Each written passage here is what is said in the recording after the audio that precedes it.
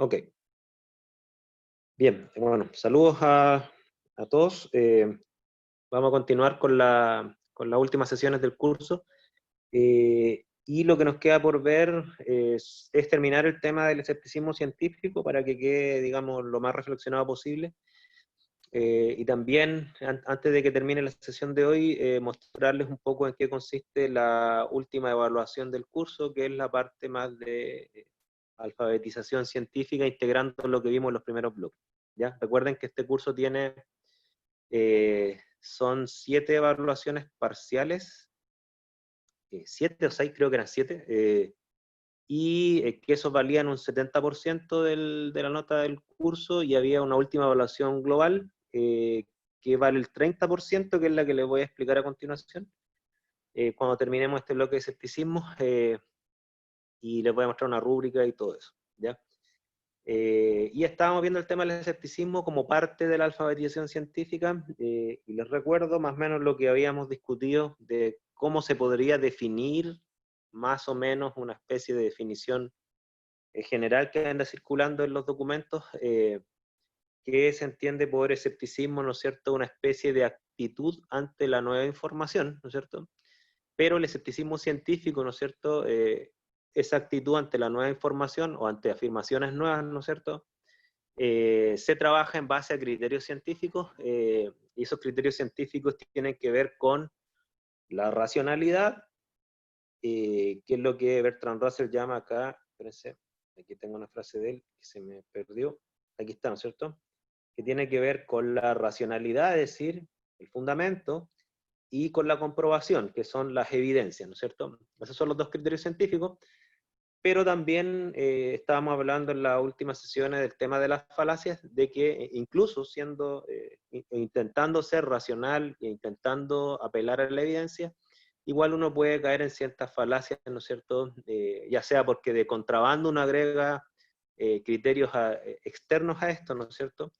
O también por omisión uno puede también caer en falacia, en el sentido de que uno puede recurrir, como dijimos anteriormente, a evidencias, pero esas evidencias pueden ser incompletas, pueden ser circunstanciales, ¿no es cierto? O uno puede hacer saltos lógicos que no son válidos, ¿no es cierto? Como por ejemplo la falacia por la ignorancia, ¿no es cierto? De afirmar de que por el hecho de que no sabemos algo, ¿no es cierto?, o no tenemos evidencia de algo, entonces necesariamente una explicación alternativa se levanta como cierta. ¿Qué es lo que sale aquí, ¿no es cierto? Demuéstrame que esto es falso, ¿no es cierto? Lo que nos queda por ver son unas pocas falacias, que una de ellas es bien importante, que quiero ponerle un poco de énfasis a esto, ¿no es cierto? Que es el argumento de la autoridad, que junto con la falacia de la evidencia incompleta y la falacia por ignorancia, yo creo que el argumento de la autoridad es lo que más se repite, al menos en los discursos de la sociedad moderna, ¿ya? Entonces, antes de avanzar a las últimas falacias que nos quedan por ver y cerrar esta parte, quería ver si tienen alguna duda, alguna consulta de lo que hemos visto hasta ahora, de qué es el escepticismo científico, y cuáles son las trampas lógicas y psicológicas para tratar de llevarlo a la práctica. Dudas, consultas, de lo que hemos visto hasta ahora, o algún ejemplo que quieran discutir. Yo les dejé una evaluación parcial que era una discusión de bastante nivel científico respecto al cambio climático, ¿no es cierto? Y ahí yo les mostré que eran gente de ciencia y tecnología que debatía respecto al tema de el cambio climático, ¿no es cierto?, de su origen, principalmente el tema de qué tanto pesa el origen de los combustibles fósiles en esto. Ustedes vieron que ahí habían bandos y habían argumentos, y yo les di la tarea de que identificaran algunas falacias, ¿no es cierto?, Eh, para que vean que el tema de la falacia no se da solo fuera de la ciencia, también se da dentro de la misma ciencia, ¿no es cierto? Los científicos somos seres humanos y también cometemos falacias, ¿no es cierto? Entonces, bueno, hay que también pensar que esto no es algo que se da, que nosotros los científicos estamos libres de pecado. Entonces, dudas, consultas, hasta acá. Yo quería o ¿Sí? comentar o poner en discusión algo que usted dijo, no sé si al principio del curso ¿Mm? o a medida que fuimos ¿Sí? avanzando, en la que abordó las dos teorías que hay sobre la verdad. Una que era la coherentista Ujú. ¿cierto? La que discutimos que probablemente no tenía mucho caso en la ciencia, y la otra no recuerdo cuál era, pero es a través de la comprobación empírica. Sí, sí. Y, y bueno, yo creo que esto ahora pone de manifiesto, a través de la falacia, Ujú, el hecho de que como las teorías son sistemas hipotéticos deductivos, ujú. entonces se hacen inferencias y que a través de esa inferencia realmente nosotros sí practicamos el- la teoría en el cual el valor de verdad es entregado por otras sentencias, otros enunciados que vienen previamente a ese, a través de una deducción en este caso. Entonces me parece que la división no es tan clara, porque como lo Ujú, veo yo, es que el establecimiento de enunciados que son generales y ujú. son verdades desde el punto de vista empírico, nos permite establecer inferencias sobre otros casos y eso lo hacemos a través de la otra teoría de verdad, que es la coherentista. Pero claro, Sí, sí. se establece esa lógica. Sí, sí te entiendo. Mira, hay que recordar que nosotros vimos dos teorías, no porque una no se vea, quiero ser súper claro con esto. Lo que pasa es que nosotros vimos la teoría de la verdad por correspondencia para entender lo que es verdad desde un punto de vista ontológico, ¿no es cierto?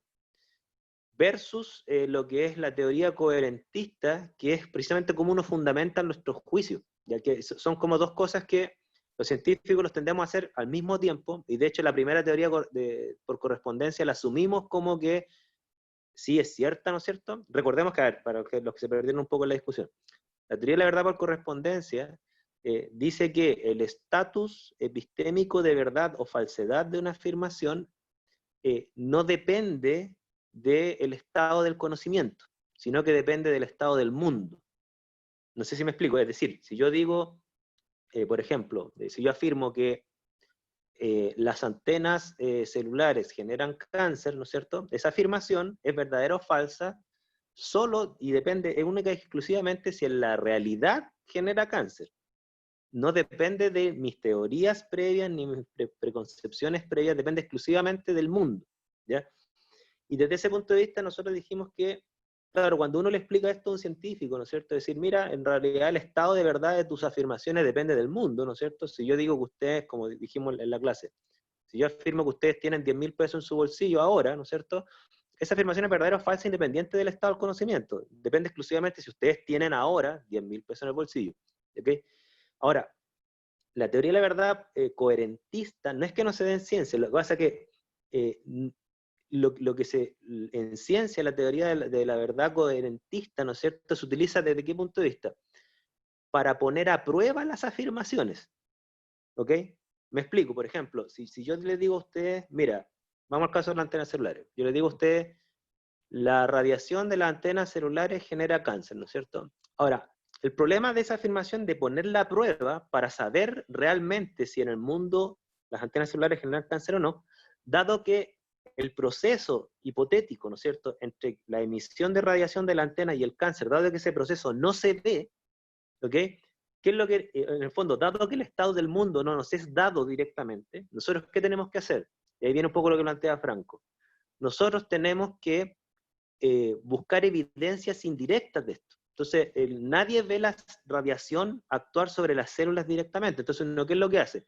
Uno dice, bueno, y ahí vamos a las teorías, como dice Franco. Dice, veamos cuáles son las teorías de la radiación electromagnética. Entonces, mira, la teoría de la radiación electromagnética nos dicen que la radiación microondas tiene esta frecuencia, interactúa de esta manera con la materia, y por lo tanto, si es que generara cáncer, yo debiera ver que, dado que las células tienen esta composición, yo debiera haber una mayor frecuencia de mutación. Entonces, todo ese discurso que estamos hablando, ¿no es cierto?, es coherente en el marco de las teorías actuales.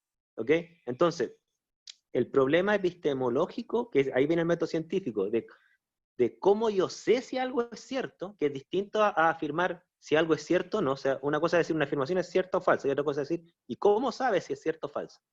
Ahí viene el tema de la teoría de la verdad por correspondencia, de que yo tengo que insertar mis proposiciones y justificarlas en base a otras proposiciones más generales, como dice Franco, y además deducir de ellas consecuencias contrastables indirectas. Es decir, yo digo, si la radiación generara efectos de cáncer sobre las células, Entonces, en el marco de las teorías donde se inserta esto, que son teorías de la biología y de la física, ¿no es cierto?, y de la química, pues bien, yo debiera esperar ver esto. Y esa es una relación hipotética deductiva, ¿ok? Entonces, ambas cosas se dan a la vez. ¿Dónde está la controversia? Que ahí yo comparto lo que decía Franco. La controversia se da del siguiente punto de vista.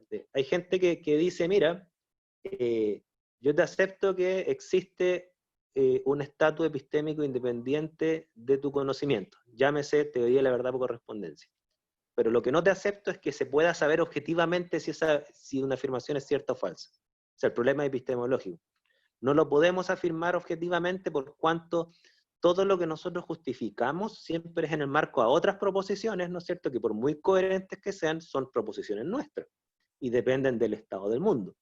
Entonces nosotros podemos justificar muchas cosas, es decir, darle racionalidad a muchas cosas, racionalidad a nuestras proposiciones, incluso darle racionalidad a nuestros experimentos para poner a prueba estas proposiciones, pero esa racionalidad, y ahí en el cuento, es subjetiva. ¿Por qué es subjetiva? Porque depende de lo que nosotros aceptamos por cierto en este momento.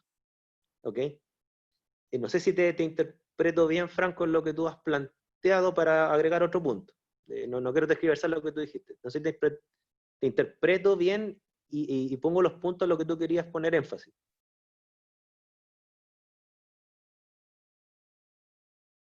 ¿Sí? Ok. Entonces, ahora viene el tema del escepticismo. O sea, dejando esos puntos claros, ¿no es cierto?, de que no es fácil poner a prueba las afirmaciones, repito, no es fácil poner a prueba las afirmaciones. Nosotros, ¿qué es lo que, cuando digo nosotros, me refiero a más o menos los marcos teóricos con los cuales se construye este curso, ¿no es cierto? Nosotros los que somos cientificistas, por así decirlo, ¿qué es lo que defendemos, ¿no es cierto? No defendemos que el escepticismo científico nos lleva a seleccionar las verdades, ¿ok? Lo que sí defendemos es que, reconociendo que no existe ningún método infalible para poder discriminar lo que es cierto o falso, ¿no es cierto? O sea, ¿qué es lo que si nosotros defendemos? Que el escepticismo científico sí es el mejor método, la mejor actitud para discriminar lo verdadero o lo falso, por cuanto nos baja la probabilidad de caer en falacias. Esa es un poco la idea. Es decir, mira, reconozco que la evidencia no es una herramienta perfecta, ¿ok? La evidencia también se interpreta en marcos teóricos, ahí surge la teoría de coherentista. Pero ¿qué es lo que pasa? Pero es el mejor método que tenemos. ¿Por qué? Porque la evidencia, ¿no es cierto?, se interpreta desde los marcos teóricos actuales, pero también se interpreta desde varios marcos teóricos de distintas disciplinas. Uno pone a prueba una proposición no solo con evidencias químicas, también con evidencias físicas, con evidencias biológicas. Uno repite el experimento varias veces, ¿no es cierto? Entonces son los mejores controles de calidad para discriminar lo que es verdadero o falso, ¿no es cierto? Son las herramientas que nos da la ciencia, número uno, y al revés, las herramientas que nos da nuestra psicología evolutiva, por así decirlo, en realidad son pésimas herramientas, decimos nosotros, porque nosotros normalmente tendemos a simplemente a corroborar nuestros prejuicios. Nosotros tendemos a aceptar mayormente las afirmaciones que nos gustan, más que las que son ciertas. Entonces, nosotros decimos, la ciencia es un intento súper, o el escepticismo científico sobre todo, es un intento súper antinatural, porque entendemos que nosotros como humanos, y esta es una frase calzada, no es mía, somos terriblemente falibles, o sea, nosotros somos una especie que tendemos a equivocarnos mucho respecto de lo que aceptamos como verdadero o falso. ¿Y por qué tendemos a equivocarnos mucho? Porque tenemos una psicología, o una neurología, no sé cómo decirlo, ¿no es cierto?, que nos lleva a aceptar afirmaciones por criterios terriblemente falibles, que son los criterios de los gustos, de las emociones, ¿no es cierto? Entonces, eso es lo único que quiero plantear. O sea, el escepticismo científico nunca ha planteado de que es fácil ver la diferencia entre lo verdadero y lo falso. ¿Okay? Lo que sí se plantea es que con esta actitud es menos probable equivocarse. Nada más que eso. Y aquí un poco lo mismo que decíamos en el caso de la ciencia.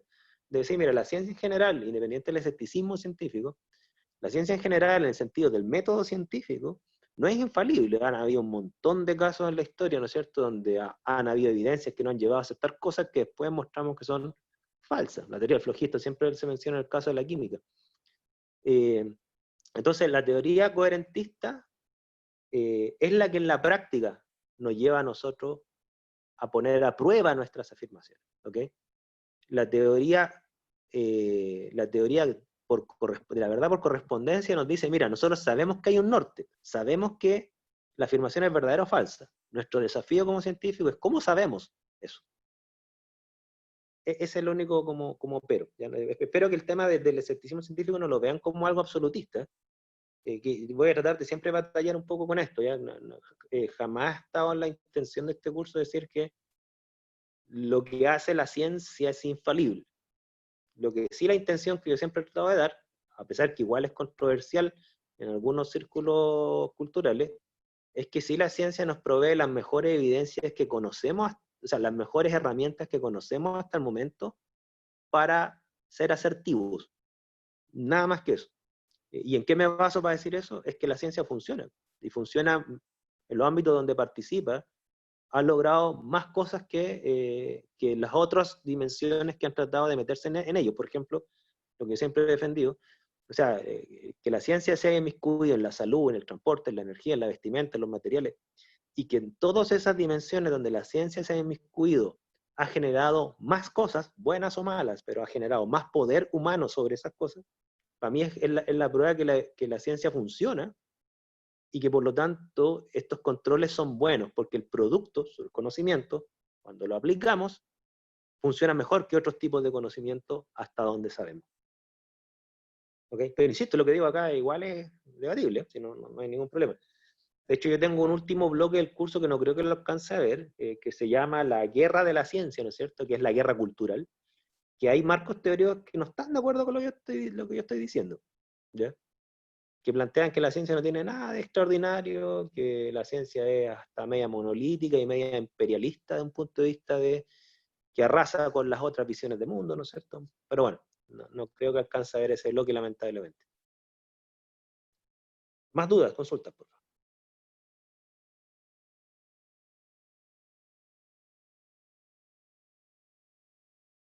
¿Dudas, consultas?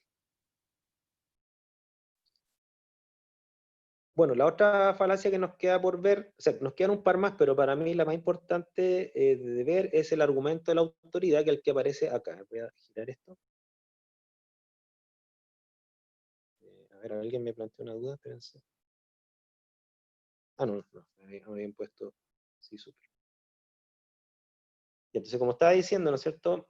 La última falacia que nos queda, de las últimas falacias importantes que nos quedan ver, insisto, en este curso no las podemos ver todas, la lista de falacias es gigante.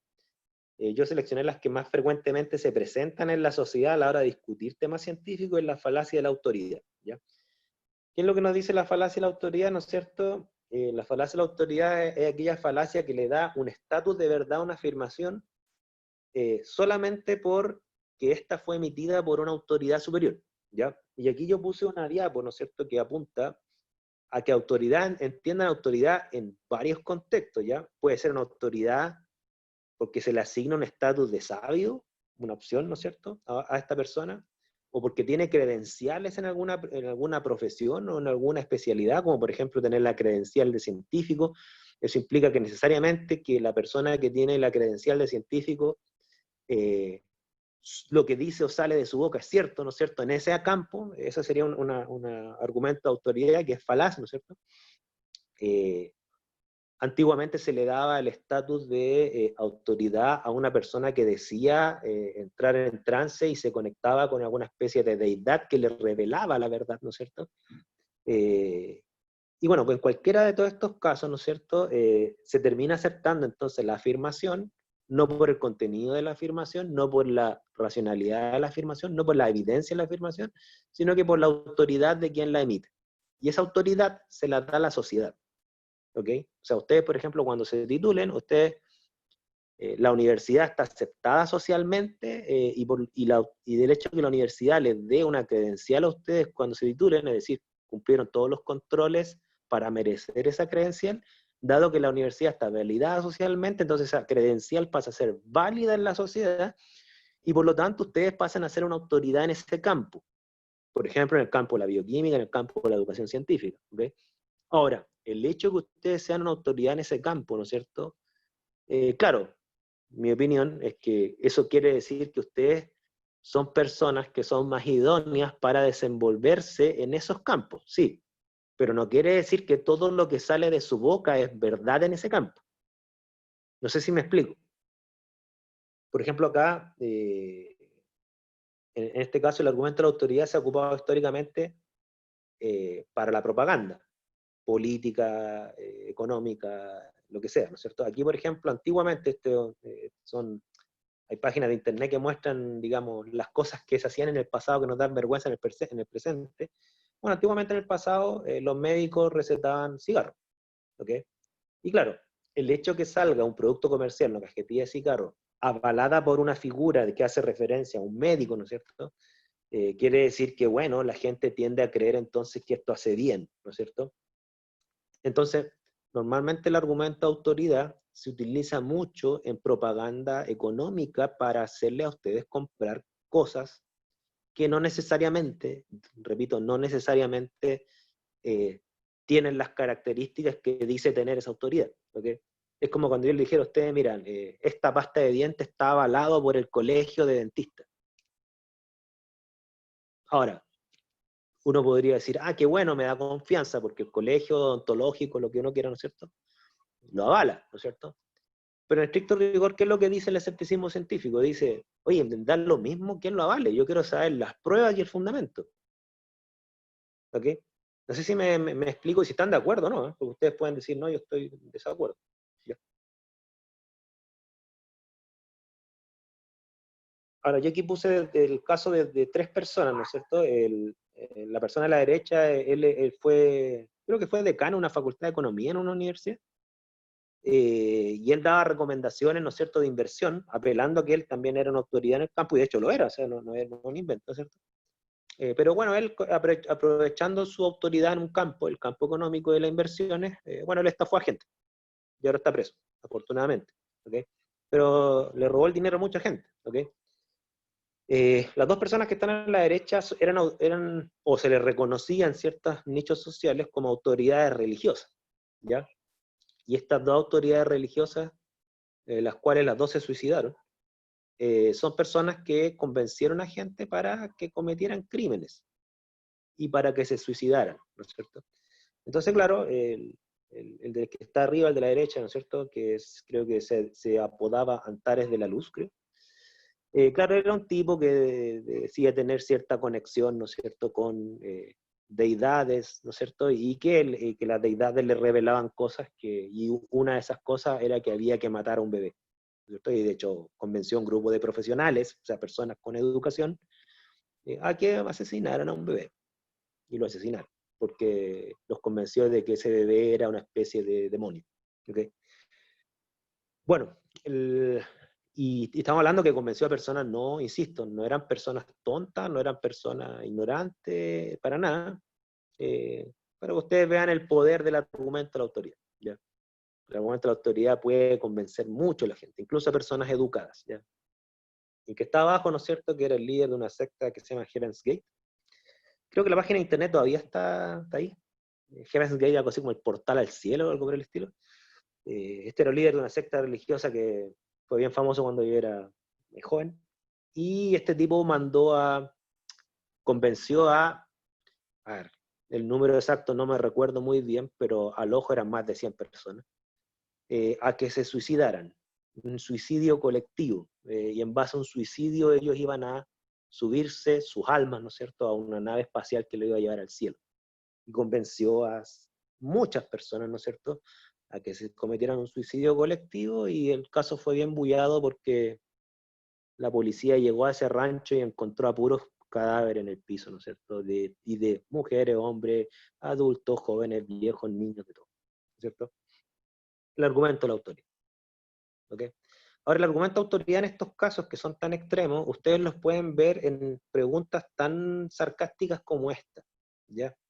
Que pueden parecer preguntas como simpaticonas, de una persona viva, ¿no es cierto?, que quiere desautorizar a alguien, porque el argumento de la autoridad también se utiliza para desautorizar la opinión de una persona, ¿ok? Es la típica pregunta que cuando alguien afirma algo incómodo, ¿no es cierto?, y la persona que se incomoda responde diciendo, ¿y tú qué estudiaste? Ya es como que yo les dijera a ustedes un poco la misma afirmación incómoda bueno, no sé si lo incomodó, digamos, pero la afirmación que me di cuenta que ustedes no están de acuerdo con lo que opinaron, ¿no es cierto? Que yo les decía, hoy en día la pobreza disminuye enormemente, ¿no es cierto? Esa afirmación que ustedes, su contrarrespuesta fue dudar de ella, ustedes, claro, ustedes no me desautorizaron a mí, pero ustedes podrían haber actuado de la siguiente forma. Ustedes podrían haber dicho, pero ¿y qué estudiaste tú? ¿Eres economista acaso? O sea, ¿cómo me atrevo yo a decir eso si no soy economista? ¿No es cierto? Claro, esa forma de desautorizar es también pues, es caer en el argumento de la autoridad, pero en el caso contrario. No es para convencer de una formación, sino que para desautorizar a una persona porque no tiene la credencial. ¿Ok? Hasta cierto punto, fíjense que, bueno, digamos, yo las personas que he escuchado que han respondido a esta desautorización, una de las respuestas más interesantes que escuché, ¿no es cierto?, era la siguiente. Había un debate, ¿no es cierto?, bueno, había un expositor en una universidad norteamericana, y había un grupo de personas, ¿no es cierto?, y el tema de debate era bien, digamos, polémico, ¿no es cierto?, tenía que ver con derechos individuales, y esta persona hace una afirmación de tipo psicológico, ¿ok? Y una persona del público que no le gustó esto le dijo, ¿y quién eres tú? ¿Acaso eres psicólogo? Y el tipo, en vez de decirle, digamos, responderle agriamente, ¿no es cierto?, le responde de una forma brillante, le dice, le dijo, bueno, no soy psicólogo, dijo, pero supongamos que lo fuera. Le dijo, ¿eso hace mi afirmación más cierta? De ahí saqué esta frase. O sea, decir, yo no soy psicólogo, entonces según tú es falso. Pero supongamos que soy psicólogo. ¿Eso hace mi afirmación más cierta? Porque en el fondo, si alguien le dice a usted, y tú, caso, eres psicólogo, para decir eso, ¿no es cierto? Que querría decir, ¿no es cierto?, que si ustedes le respondieran que sí y le entregan el cartón, entonces esta persona debiera decir, ah, ya, entonces te creo. Muchas personas que ponen ese argumento de desautorización, ¿no es cierto?, no están dispuestos a llevar ese argumento a sus consecuencias lógicas, es decir, de que si yo tuviera ese cartón, entonces tendrían que aceptarlo. ¿Se fijan? Entonces ahí hay un juego que no es menor, ese también es una deshonestidad, o sea, tratar de desautorizar a alguien porque no cuenten con las credenciales, ¿ya? Fíjense que a mí me tocó una vez, y se los planteo abiertamente, a mí no tengo problema en polemizar, pero yo tuve una polémica hace como 3 años atrás, o 2 años atrás, no recuerdo muy bien, por una solicitud que vino del centro estudiante, que querían eliminar de la literatura todo autor que haya sido acusado de violencia machista, algo por el estilo. Fue para el movimiento feminista, me acuerdo. Y uno de los petitorios que venían era que uno tenía que erradicar de la literatura a autores que hayan sido probadamente acusados, ¿no es cierto? O sea, probadamente enjuiciados algo así, por violencia machista o algo por el estilo. A lo cual yo me opuse. Yo me puse no porque considere que estas personas no eran buenas personas para nada, sino porque me genera conflicto de que una obra cultural que tiene un valor intrínseco, ¿no es cierto?, sea desautorizada por el currículum o por la historia de vida de esta persona. Por ejemplo, se tocaba mucho el tema de Pablo Neruda, quien al parecer fue reconocidamente un tipo que fue súper mala persona. Ya creo que dejó una hija abandonada, ¿no es cierto? Creo que él mismo declaró que había violado a una mujer, ¿no es cierto? En un poema lo tiene casi declarado. Pero una cosa es decir, Pablo Neruda era mala persona, ¿no es cierto? Y no es ejemplo de vida de nada, más allá del tema de la poesía, ¿no es cierto? Pero otra cosa es decir, bueno, entonces las obras no tienen ningún valor, ¿ok? La obra de él no tiene ningún valor, ¿se fijan? Entonces, ahí hay un tema de que la credencial, llámese la credencial de autoridad o una credencial de ser un delincuente, ¿no es cierto? No autoriza ni desautoriza, a mi juicio, nada, nada. O sea, las afirmaciones en el caso de la ciencia, en mi opinión, deben juzgarse por su propio mérito, llámese su racionalidad, sus evidencias. No deben juzgarse por el currículum de quien las emite, sea buen currículum o mal currículum, ¿ya? Pero se los planteo abiertamente, ¿eh? Yo cuando opiné eso, ¿no es cierto?, obviamente que, digamos, no tuve mucho apoyo, ¿no es cierto?, Pero no sé, yo considero que la universidad hay que digamos, tratar de generar debate en estos temas. ¿Qué opinan? ¿Dudas, consultas ahí?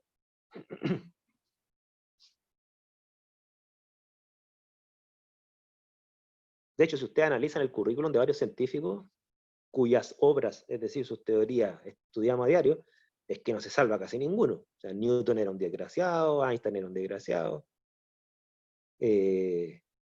¿De quién más se dice peste? Newton, Einstein. Bueno, de hecho, Newton firmaba actas de ejecución. Einstein fue pésimo marido, trató súper mal a su primera señora.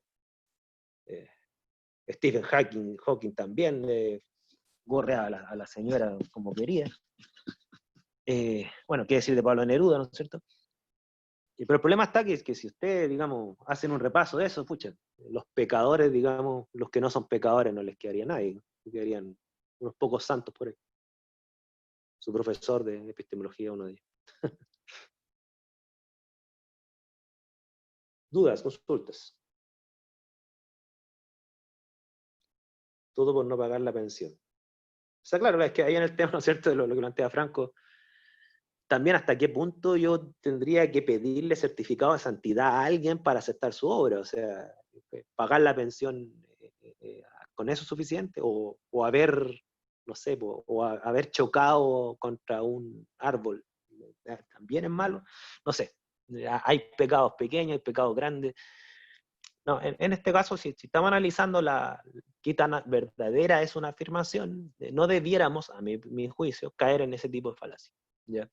O sea, lo que dice Einstein es cierto o falso, y es valioso o no en función de qué tan racional y qué tantas evidencias tiene. No si Einstein fuera buen padre o buen marido, o si no cometió un crimen atroz o no. ¿Ya? Pero cuesta. Yo con la gente que he discutido esto, nunca he llegado como a buen puerto. Como que la mayoría de la gente que yo he hablado, no sé si es el caso de ustedes, no conciben separar las dos cosas. O sea, en el fondo, si una persona es mala persona, toda su obra, lo que diga, lo que haga, debe ser desechada. Complicado, ¿eh? Y si yo les dijera que, así pues esto es un invento, si yo les dijera a ustedes que, no sé, pues Mao o Hitler, ¿no es cierto?, hicieron bellos poemas que hay que publicar. Y ustedes me dirán, oye, pero mataron a mucha gente, no hay que hacerlo. Bueno, es complicado, ¿no es cierto? Es complicado. Entiendo que las emociones juegan un papel bien fuerte, ¿no es cierto? Aquí Rafaela dice, déjeme leer, creo que es un poco complicado. Socialmente hablando, tenemos estándares de que aguantamos como más o menos malo. Es como que mientras peor es el crimen que comete la persona, menos validez tiene en general como persona. Y pienso que es bastante difícil sobrellevar eso y aislar a una persona en base a sus acciones. Claro, sí es difícil, pues, es difícil. O sea, una cosa es decir, esta persona merece cárcel, esta persona merece, digamos, el repudio social, ¿ok? Y otra cosa, que ahí ustedes verán si tiene que ir necesariamente de la mano o no, ¿no es cierto? Es, y la obra de esta persona, no su vida, su obra. Entiéndase si escribió algo, si, no sé, pues, porque piensen ustedes que uno puede aportar a la sociedad obras materiales, obras intelectuales, ¿ok? Entonces uno puede decir, miren, a ver, la obra de Da Vinci, ¿les parece una obra valiosa? Obviamente ustedes van a decir que sí, toda la obra de Da Vinci, ¿no es cierto? Y si yo les dijera que Da Vinci fue pedófilo, ¿qué pasa con su obra? ¿Hay que desmerecerla o no? ¿Ok? Entonces, claro, cuando dice aquí, de Rafael dice, no estoy muy segura de qué pensar al respecto. Se entiende que esta persona aporta algo positivo a la sociedad de una u otra manera, claro, eso no se debate. Pero también quitan. Difícil el tema, ¿no es cierto? El tema es bien difícil. O sea, por eso yo le decía que el escepticismo científico no es fácil. Ya la mayoría de la gente tiene que decir, no, hay que hacerlo, hay que aplicarlo. Ya, pero llevémoslo a la práctica a sus consecuencias. ¿Ya? ¿Son capaces ustedes de separar la persona de su obra, de lo que dice o lo que hace? Para no caer en el argumento de autoridad tanto para favorecer como para deslegitimar a alguien, o sea, lo que afirma alguien. Es súper, súper complicado. ¿Ya? Yo en política lo que menos veo es esto, lo que menos veo. O sea, cuando una persona opina A, dice, pero es que esta persona robó. Este es un político que robó, lo que sea, ¿no es cierto? Uno dice, ya, ok, robó, pero no estoy diciendo si era buena o mala persona, estoy diciendo si lo que dice ahora en este contexto es cierto o falso. Pero es que no le puedes creer a este tipo que no sé, que robó $1 millón. Bueno, lo que sea, ¿no es cierto? Entonces viene la pregunta, ¿no es cierto? ¿Le interesa saber la verdad? Porque lo que se plantea desde esta visión, ¿no es cierto? Y aquí por favor lean esta frase, si quieren la agrando un poco, pero voy a ponerla de lado.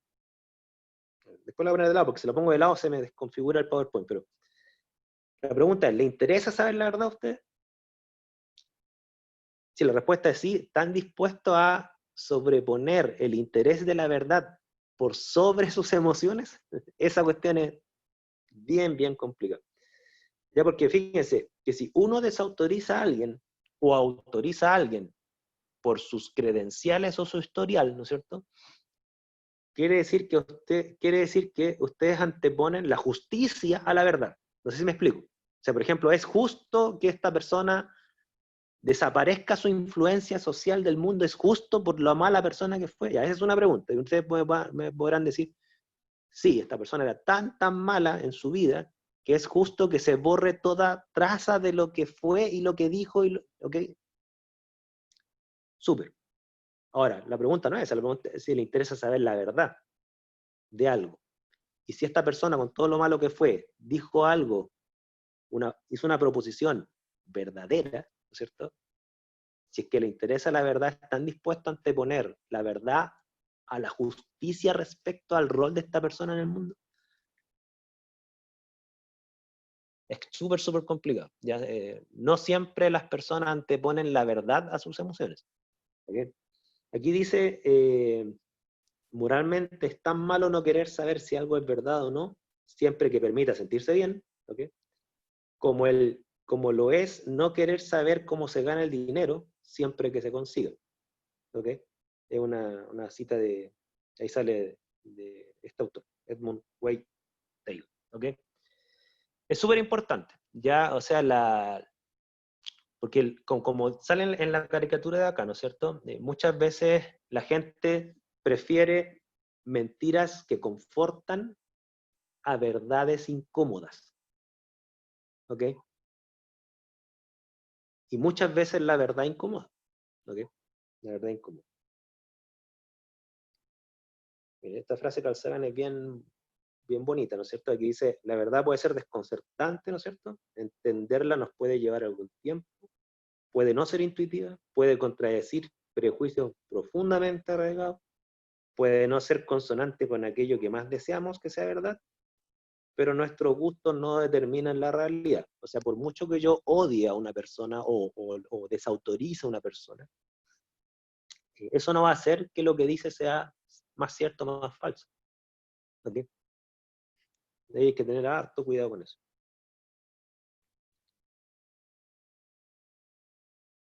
Y hay hartas frases de Carl Sagan muy bonitas. Ustedes ya a esta altura se darán cuenta de que Carl Sagan es mi ídolo. Esta otra frase de él, ¿no es cierto? Dice, y si el mundo no corresponde en todos los aspectos a nuestros deseos, ¿es culpa de la ciencia o de los que quieren imponer su deseo al mundo? Claro, a veces, mira, en algunos círculos, quienes niegan la verdad apelando a falacias, ¿no es cierto? Mucha gente las clasifican, y ahí está un término que creo que viene de la psicología, los clasifican como las personas de pensamiento mágico, de que creen que por repetir algo o por desear algo con mucha pasión y fuerza, ese algo se va a volver cierto. ¿Ok? Yo no sé qué tan cierto es lo que estoy diciendo en punto de vista, digamos, psicológico, pero muchas personas asocian el pensamiento mágico al pensamiento infantil, ¿ya? Eso de creer que mis deseos pueden configurar el mundo. Por ejemplo, yo cuando era chico yo pensaba que podía volar, porque veía Superman, pero en la realidad no, por mucho que quería volar no puedo volar, digo. O sea, por mis propios medios, obviamente. Entonces, claro, dicen que el pensamiento mágico, mucha gente se queda pegada en esa etapa, en la etapa del pensamiento mágico. De decir, bueno, es como, mira, una frase que yo he escuchado incluso familiares, decir, si yo me convenzo que no estoy enfermo, entonces no estoy enfermo. A pesar que tengan COVID, digo. Voy a saltarme esto un poco. Y aquí hay una frase de Francis Bacon, que no sé si la alcanzan a ver. Bueno, aquí dice el hombre, bueno, el ser humano cree con más disposición a lo que preferiría que fuera cierto, en consecuencia rechaza cosas difíciles por impaciencia en la investigación, silencia cosas porque reducen las esperanzas, lo más profundo de la naturaleza por superstición, la luz de la experiencia por arrogancia y orgullo. ¿Okay? Francis Bacon, fíjense, 1620. ¿Okay? Y aquí hay una frase de Carl Sagan, ¿no es cierto? Que aquí, bueno, aquí está escrita artificialmente en esta frase, en este cartel, ¿no es cierto? Dice, tú no puedes convencer a un creyente de nada. Pero disculpen, voy a tratar de traducirla como corresponde.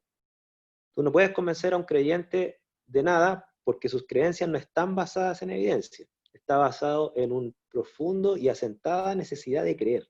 ¿Ya? O sea, en el fondo lo que plantea Carl Sagan, y que está corroborado al parecer en varias otras instancias, es que mucha gente le da estatus de verdad a algo porque tiene una profunda necesidad de creer en ese algo. ¿Ya? Entonces el verdadero escepticismo científico, ¿no es cierto?, nos invita, esta es una reflexión mía, ¿no es cierto?, nos invita a que, no que ustedes no afirmen cosas, incluso que comuniquen sus deseos, ¿ya? A mí, al igual que a este científico de los Simpsons, ¿no es cierto?, pucha, yo ojalá que esté vivo el día que encuentren vida fuera del planeta. Y yo creo que existe vida fuera del planeta. Incluso creo que existe vida inteligente más allá de la que existe en nuestro planeta. Pero también tengo que ser honesto, lo creo. No lo sé y hasta ahora no hay ninguna evidencia de nada. ¿Okay? Entonces el verdadero escepticismo lo invita, ¿no es cierto?, a separar estas dos cosas y ser honesto con lo que uno afirma o con lo que uno defiende. De decir, mira, ¿sabes qué? Me gusta esta idea, me gusta. No estoy diciendo que es cierta, me gusta, ojalá sea cierta. ¿Ya?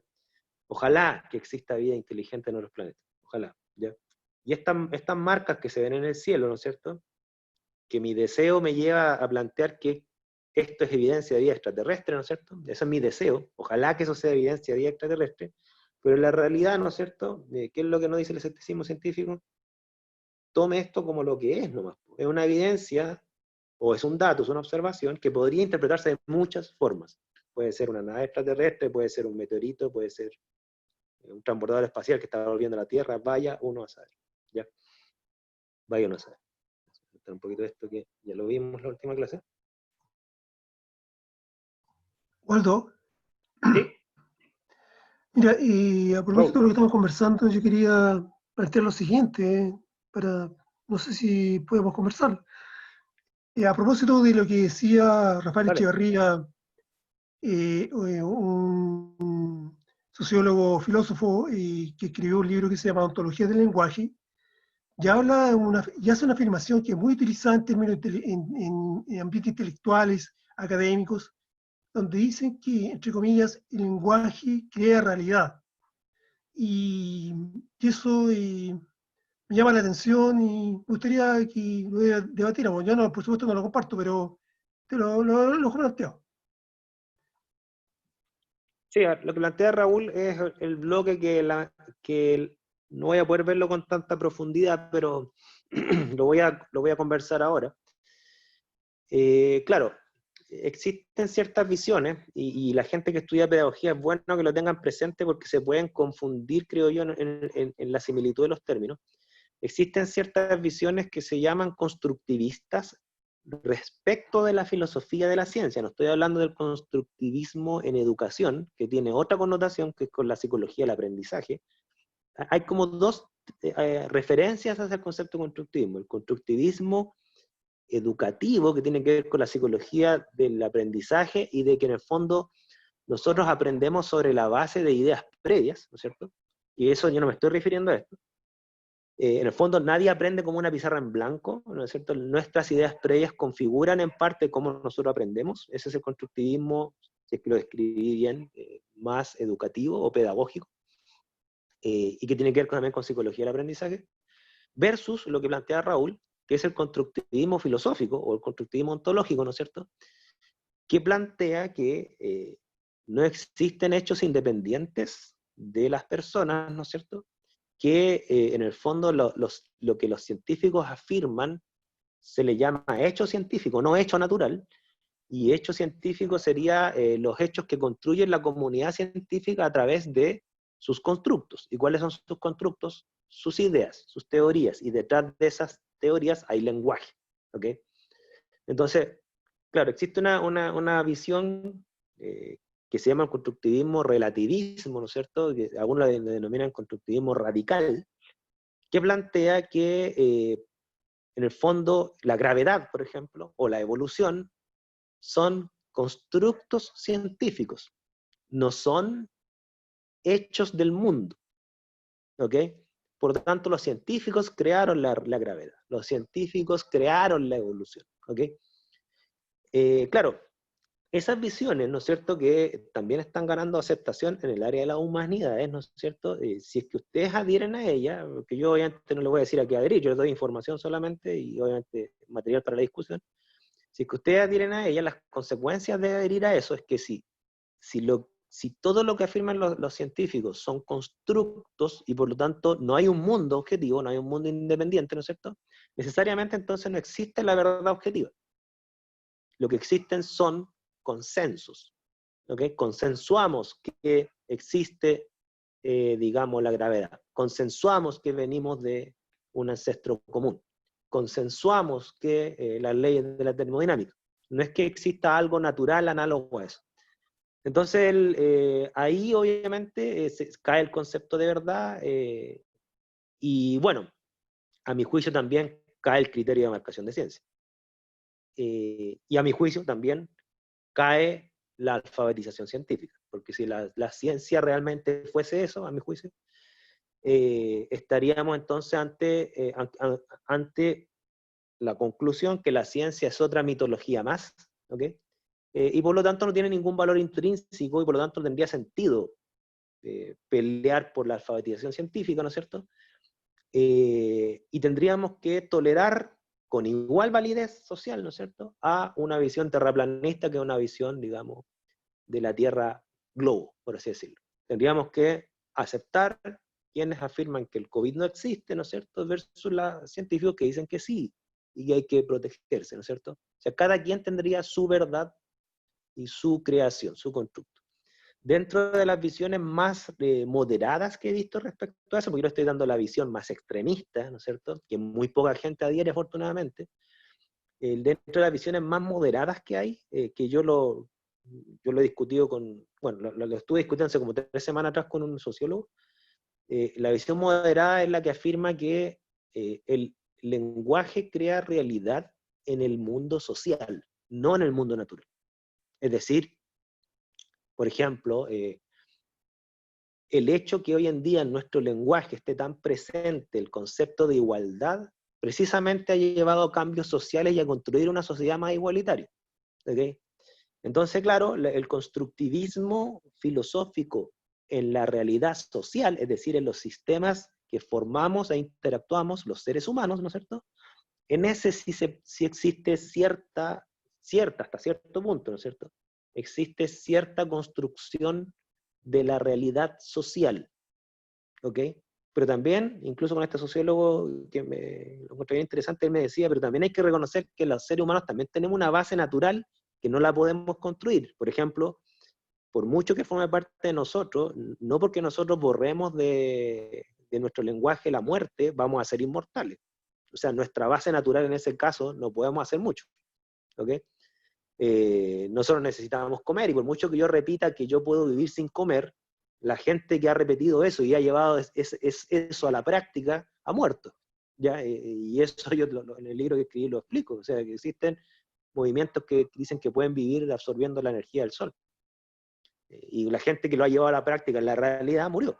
¿Ya? Entonces, hay una realidad natural que tampoco podemos construirla, lamentablemente.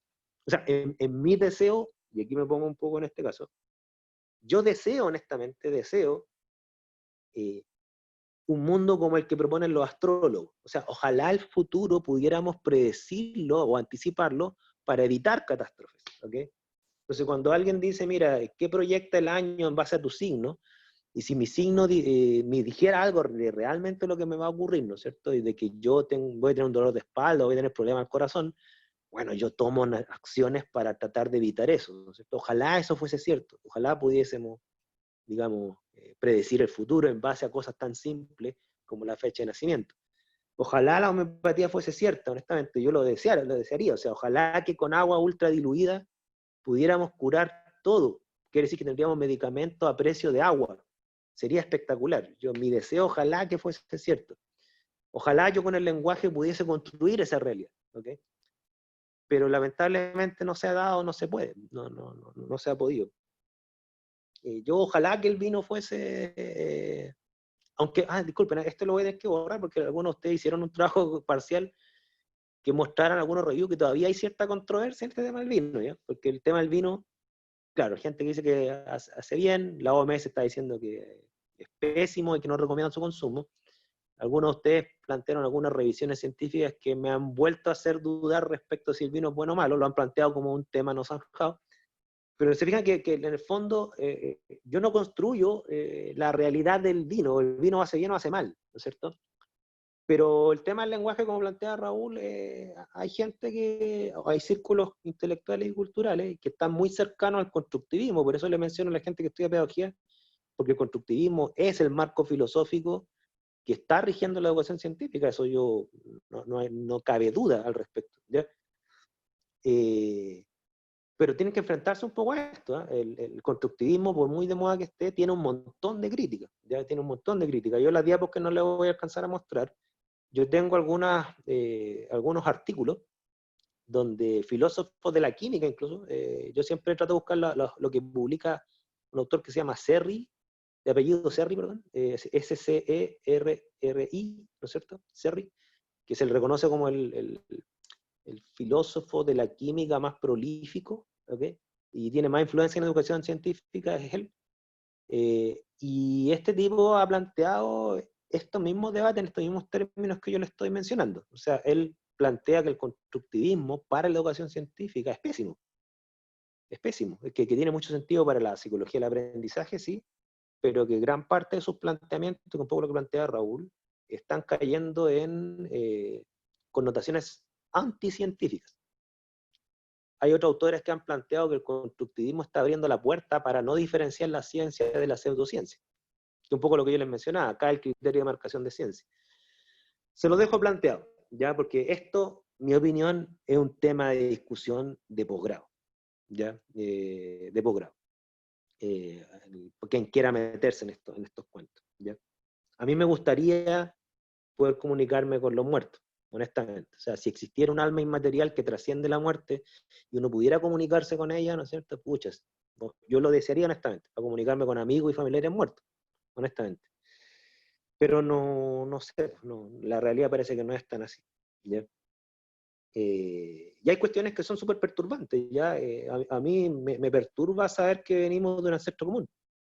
Y me perturba saber que muchas de las cosas que uno considera como súper propias del ser humano no son tan propias del ser humano, que tenemos bastante semejanza con los animales, no tenemos nada de especial ni nada, digamos, privilegiado en el mundo biológico. Somos una especie más, ¿no es cierto?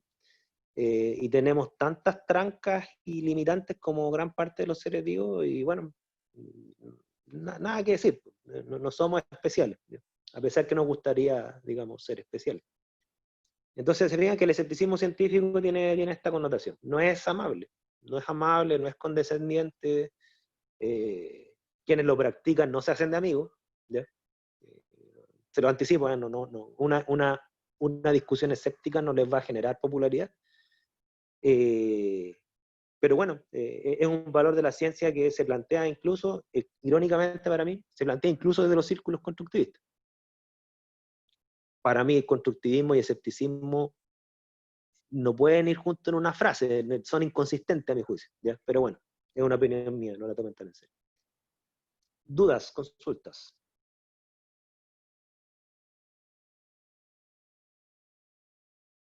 ¿Algo que quieran comentar, que no estén de acuerdo?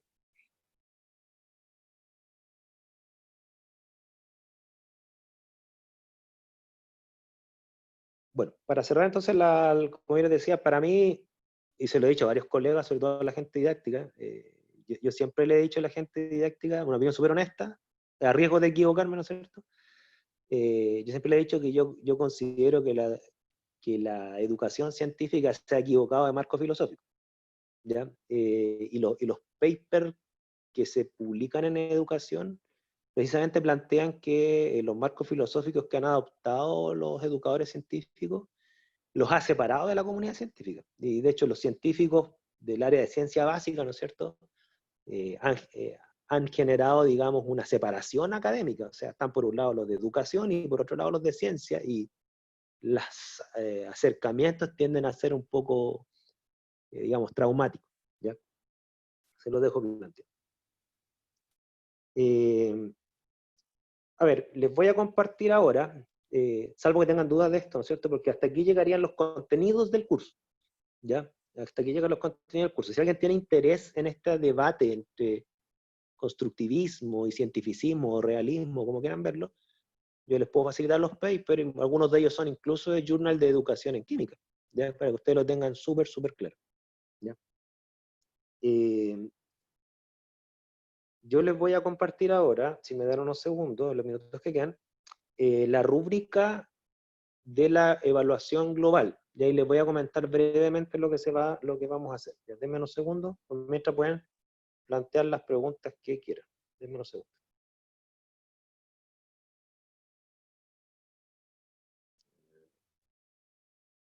¿Dudas, consultas, mientras busco el Excel?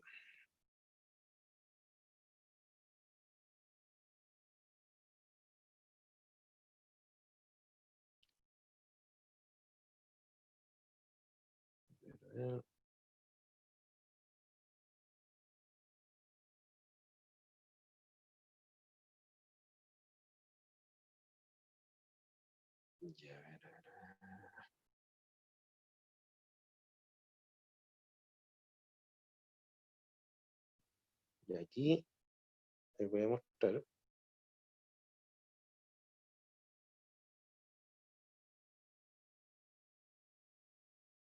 Ya. No sé si alcanzan a ver bien la rúbrica. Voy a ponerla de lado, espérense. Miren, déjenme.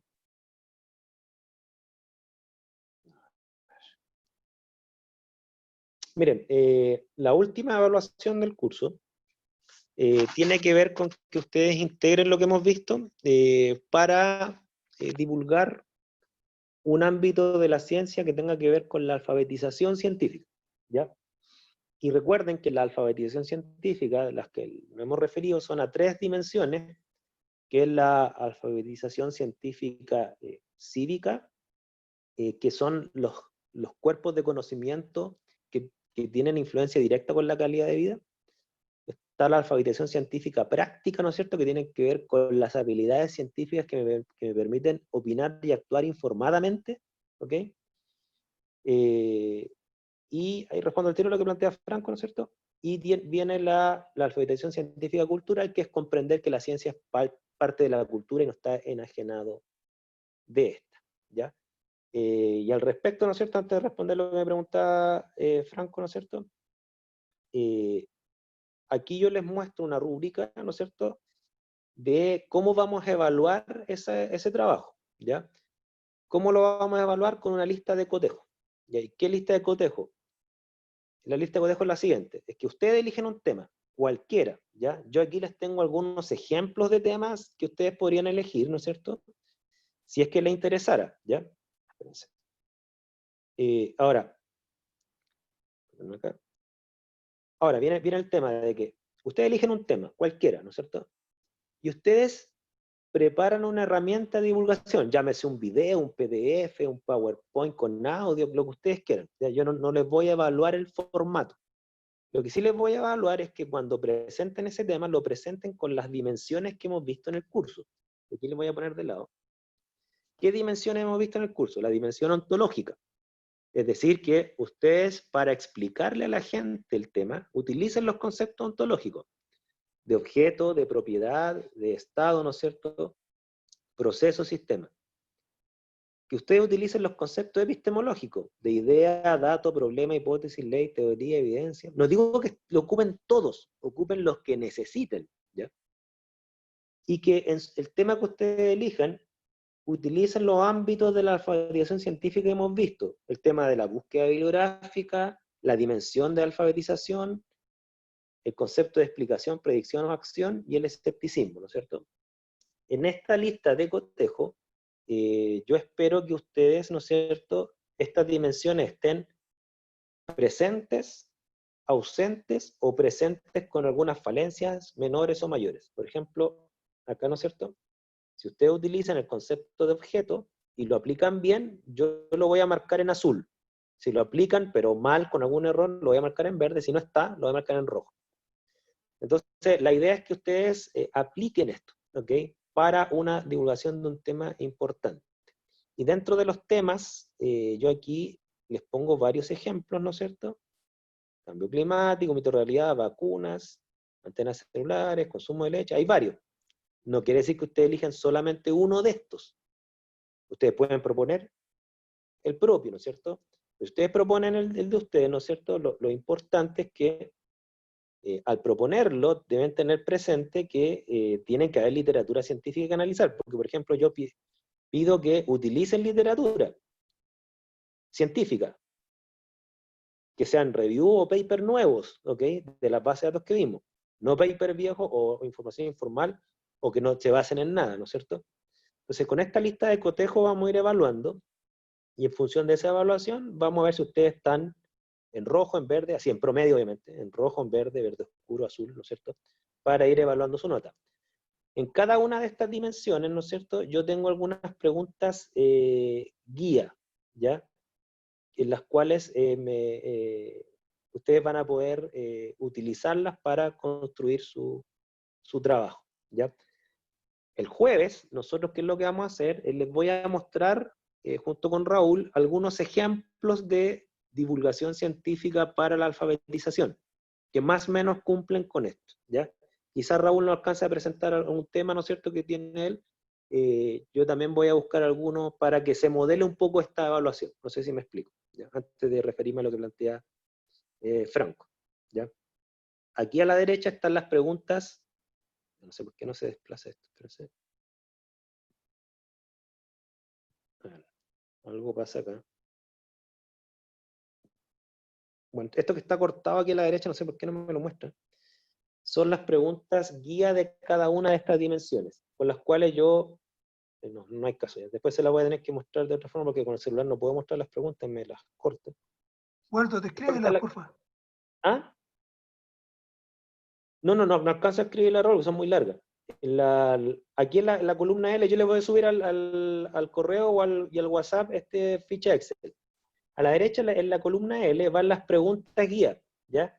En el fondo, ¿cómo ustedes pueden utilizar estos conceptos? Por ejemplo, el concepto de objeto, ¿cómo lo podrían utilizar? Bueno, si es que responden una pregunta, ¿cuáles son los objetos que están involucrados en mi tema? ¿Ya? Si ustedes van a hablar de las vacunas, por ejemplo, se entiende que, por ejemplo, el objeto involucrado tiene que ver con los anticuerpos, los virus, las bacterias. Cada una de las dimensiones que se están pidiendo que ustedes ojalá la apliquen, las que necesiten, insisto, no es necesario que en esta lista de cotejo la ocupen entera. ¿Ok? Yo entiendo que, dependiendo del tema, a lo mejor algunos de los conceptos de la lista de cotejo no tienen que ir. Pero de los que tienen que ir, tienen que estar, ¿no es cierto? ¿Y cómo los pueden incluir si es que responden las preguntas de la columna L? Ya se las voy a mandar a los correos y al WhatsApp, para que lo tengan ahí y ustedes lo utilicen, ¿ya? Eso. Entonces, por lo pronto, vayan ya buscando un tema, ya sea que elijan uno de la lista o algún otro que quieran proponer. Yo aquí puse los típicos temas que siempre se discuten en alfabetización científica que son los que les mencioné. ¿Ya? Eso. Voy a responder lo que me están preguntando acá. Pensé. Ahí. Ya, formular las preguntas, perdón. Ya, las preguntas. Entonces, Franco me plantea, ¿qué piensa de que la ciencia a veces es utilizada como una forma de imponer políticas públicas que no son consideradas científicas? Históricamente hablando, distintas políticas públicas son adoptadas y fundamentadas sobre bases científicas. Claro que hoy no son teorías válidas. Claro, bueno, a ver, no se me viene a la cabeza alguna política pública. En este momento no tengo en mi cabeza alguna política pública actual que se haya valido de la chapa de científica para imponerse, ¿ya? Yo sí tengo en mi cabeza políticas públicas pasadas, que no se aplicaron en Chile hasta donde yo sé, pero sí en el mundo, ¿no es cierto?, que utilizaban la ciencia como herramienta de persuasión para que sean aceptadas. Por ejemplo, las políticas públicas de eugenesia que aplicó el régimen nazi, para hacer una especie de pureza racial basada en una tergiversación de la teoría de la evolución. ¿Ya?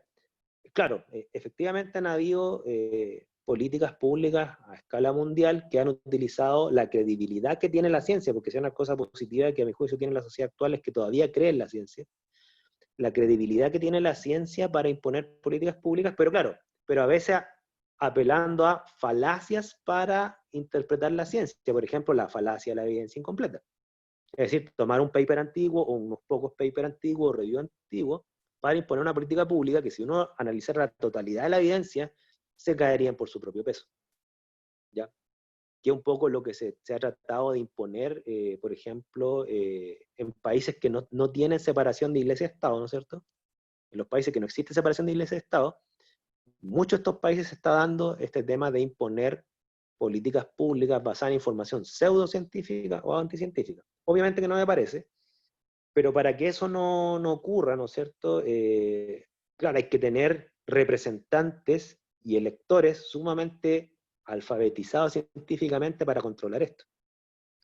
Ya, el caso que menciona Franco, ¿no es cierto? Que el caso del cambio climático, que por eso decía que en Chile es un país que todavía tiene mucho respeto por la ciencia, ¿ya? Y en Chile no existen grandes negacionistas de la quema de combustibles fósiles como principal variable del cambio climático. Ahora, sí estamos claros y entiendo a lo que se refiere Franco, ¿no es cierto? Que a nivel mundial, ¿no es cierto?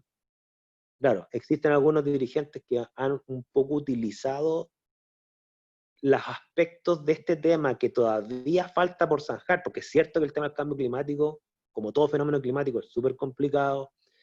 Es cierto que las evidencias no explican, o sea, las teorías no explican todo el cambio climático, eso también es cierto, ¿no es cierto?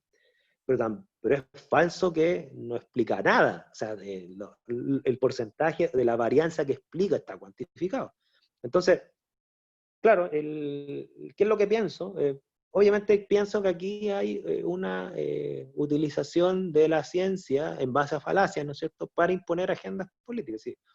Tengan en cuenta que la ciencia da poder de persuasión, da poder de acción. Y claro, una persona hábil o un grupo de personas hábiles, ¿no es cierto?, va a tratar de llevar la ciencia a su favor, ¿ya? Y cuando la ciencia no esté a su favor, va a tratar de atacar a la ciencia, ¿no es cierto? Y ahí ustedes se pueden dar cuenta en muchos casos, ¿ya? En Chile no se me ocurre un caso así tan crítico como eso, ¿ya? Aquí Foucault investigó lo que él llamó la medicalización de distintas políticas públicas. Por ejemplo, a partir de la psiquiatría, uno puede suspender los derechos constitucionales de algunos individuos bajo la sospecha de que no es apto para ejercer tales derechos. Ya mira, ese caso que menciona Franco, ¿no es cierto?, que al parecer existió en su momento, de cómo utilizar la medicalización, ¿no es cierto?, para el control social.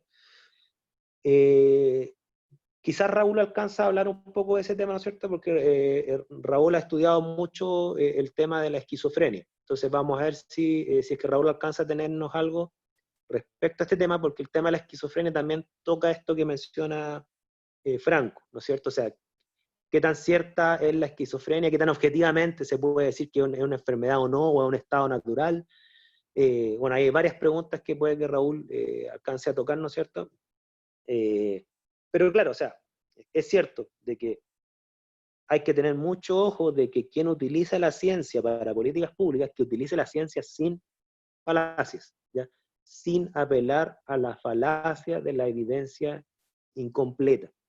Ya que hay mucho, mucho cuidado con eso. Por ejemplo, en Chile, les pongo un caso, a mi opinión, dentro de los políticos que más han hecho algo por la ciencia en Chile, el Guido Girardi, que no es de mi devoción para nada, ¿no es cierto? Encuentro que no es un buen político, pero él sí, en términos científicos, el que más ha hecho por la divulgación científica, él es el que organiza el Congreso Futuro, entre paréntesis, ya es el principal gestor de ese Congreso. Ahora, Guido Girardi también ha caído en la falacia de la evidencia incompleta cuando se refiere a las vacunas. ¿Ya? Guido Girardi diciendo que él tiene la credencial de médico, ¿no es cierto? El uno de los que ha afirmado que las vacunas generan autismo, ¿ya? Y ha apelado a estudios que son súper antiguos, muchos de ellos no han sido corroborados. Pero bueno, esto para usted. Ahora, yo no sé si él lo hace, porque yo no puedo leer las intenciones de la gente, ¿no es cierto? Yo no sé si lo hace por ignorancia científica o lo hace por alguna especie de postura ante la industria farmacéutica, ¿no es cierto? Que en el fondo quiere ir en contra de los que fabrican vacunas, por así decirlo. No sé su intención. Yo no trato de no suponer las intenciones de la gente, salvo que me las diga. Pero claro, es una herramienta, un arma de doble filo, como decía Franco, y hay que estar muy, muy al ojo con esto. Se puede utilizar para bien o para mal la ciencia. ¿Ya? Más dudas, consultas. Yo les voy a subir el Excel entonces para la evaluación global. Recuerden que vale un 30%. Recuerden que no hay un formato obligatorio. Pueden ocupar el formato que quieran. Al respecto he visto videos, PowerPoint con audio, Pictolines, he visto Prezi, un PDF bien ilustrado como de libro. Lo que ustedes quieran. Solo necesito que integren bien lo que hemos visto en el curso en las 3 dimensiones: ontología, epistemología y alfabetización. ¿Ya? Si lo integran para divulgar un tema de relevancia social para la alfabetización científica de la población, súper. Y si además después se animan fuera de la evaluación, se animan a divulgarlo y publicarlo, háganlo. Si no saben cómo, los puedo ayudar yo. Tengo un proyecto de divulgación que les podría servir. ¿Ya? ¿Dudas, consultas? ¿Sí? ¿No? Bien, quedamos hasta acá, entonces nos vemos el jueves, que sería la última sesión. ¿Ok? Si tienen dudas respecto a la evaluación, lo pueden hacer. Ahí ese jueves vamos a tocar algunos casos de divulgación. ¿Ya? Nos vemos entonces. Cuídense y saludos. Chao, chao. Chao, chao.